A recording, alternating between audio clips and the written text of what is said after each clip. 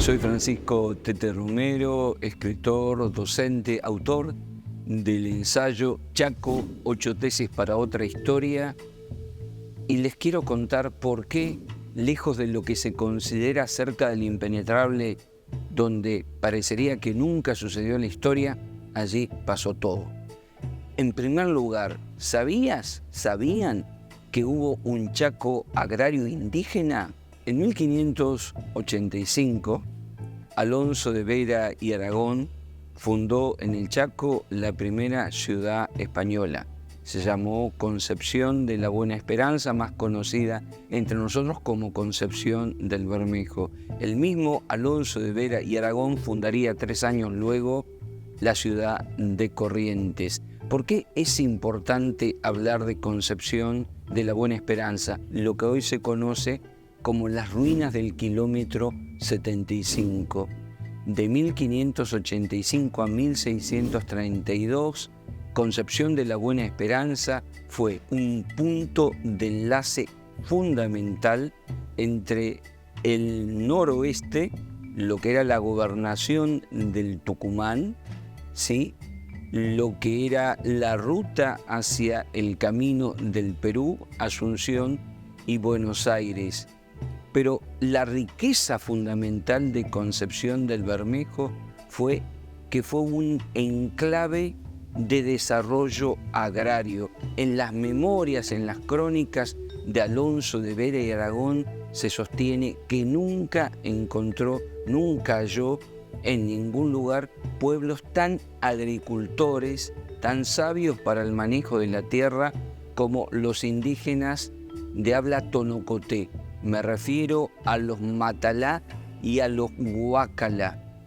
Esto pone de manifiesto que entre Tres Isletas y Juan José Castelli, 30 kilómetros entre una y otra localidad, las ruinas del kilómetro 75, antiguamente Concepción de la Buena Esperanza, fue el lugar donde los españoles desarrollan un proyecto agrícola que fracasa por el sistema de encomienda. En realidad, desarrollan un proyecto agrícola sobre la base del conocimiento y la práctica agrícola de un pueblo indígena de habla tonocoté.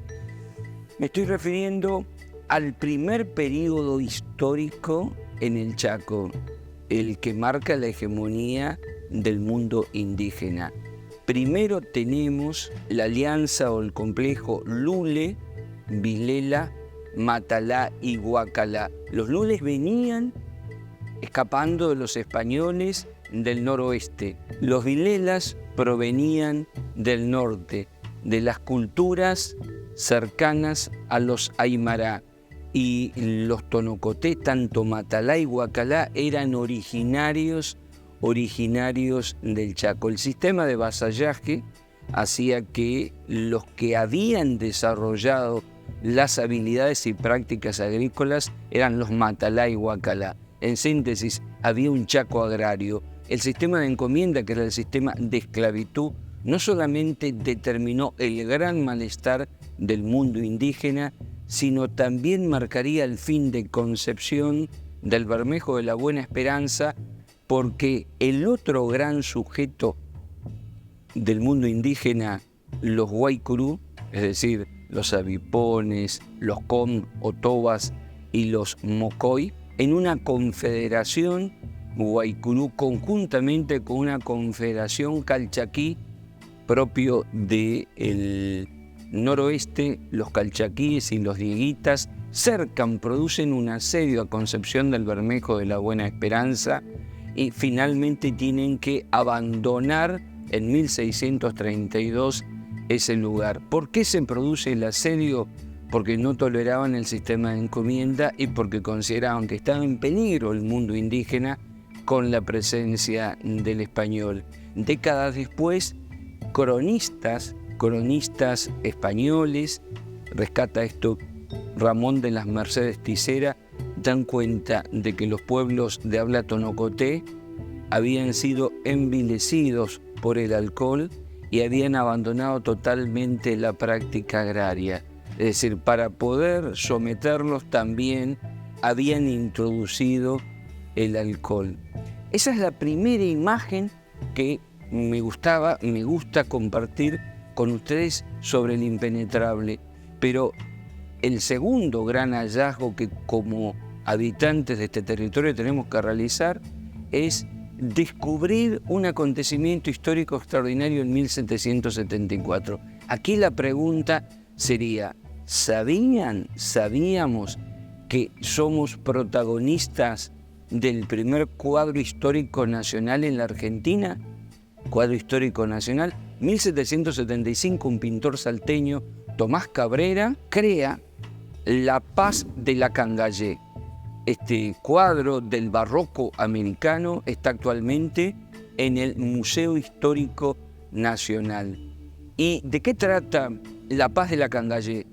Entre el 20 y 29 de julio de 1774 se celebra en pleno impenetrable en la Cangallet, sitio considerado sagrado por el mundo guaycurú, un tratado de paz entre Gregorio Matorra, gobernador español de la gobernación de Tucumán, que era mucho más que la provincia de Tucumán, abarcaba gran parte de las provincias del noroeste durante el tiempo de la corona española, y el cacique Paiquín de la Confederación Guaycurú, particularmente Mocoy.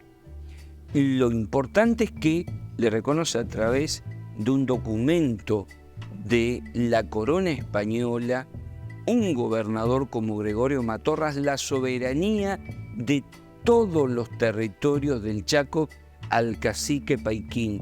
La esposa de Matorras le entrega un bastón finamente acuñado en oro, y al cabo de esos 9 días podemos decir que hay una victoria diplomática del mundo guaycurú sobre los españoles, que llegan a esa instancia porque se habían dado cuenta de que no lo podían dominar.